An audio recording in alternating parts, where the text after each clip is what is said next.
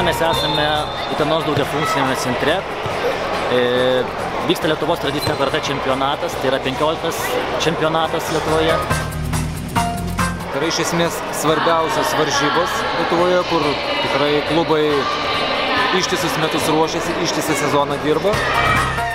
Susirinko virš 280 sportininkų iš Kauno, iš Vilniaus, Ukmergės, Panevėžio ir šeimininkų iš Utenos.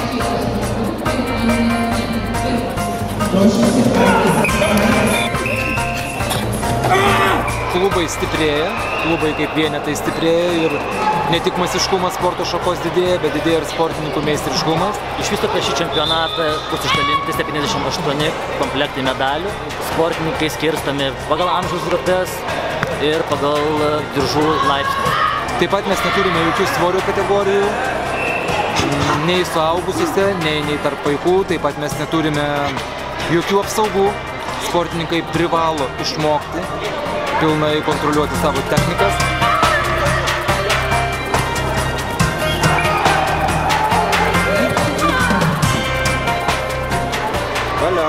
Lengvų yra kaip surežisuota kova, surežisuotas šokis, bet dvasia išlieka tokia pati, kovinga, lyg tai vyktų reali kova.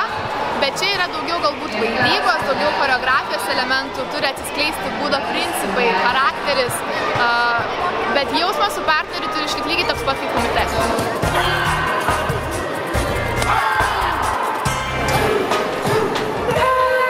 Komandinė kata tai yra sinchroniškai atliekama kata, kai 3 atletai turi vienu metu, vienodų greičių, vienodą jėgą atlikti katą ir finale dar atlikti jos pritaikymą. Tai yra parodyti, ką reiškia kiekvienas katos veiksmas. Kuomet yra teisėjaujama katos rungtis, teisėjai vertina kūno dinamiką, vertina formą, vertina perėjimų arba judėjimo kokybę, taip pat jėgą, kurią generuoja sportininkas. Komite varžybose vertinamas taimingas, laiku nelaiku atlikta technika, vertinama distancija, vertinama vėlgi technikos jėga. Sportininkas gauna įvertinimą bazarį arba ipon, jeigu ta technika atitinka baigiamosios technikos kriterijų.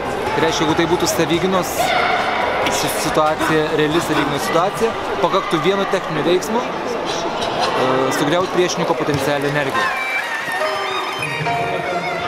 Jaunimo ir suaugusių rungtyse išaiškės Lietuvos tradicinio karatė asociacijos nacionalinės rinktinės nariai, kurie startuos lapkričio mėnesį Europos tradicinio karatė čempionate Rumunijoje.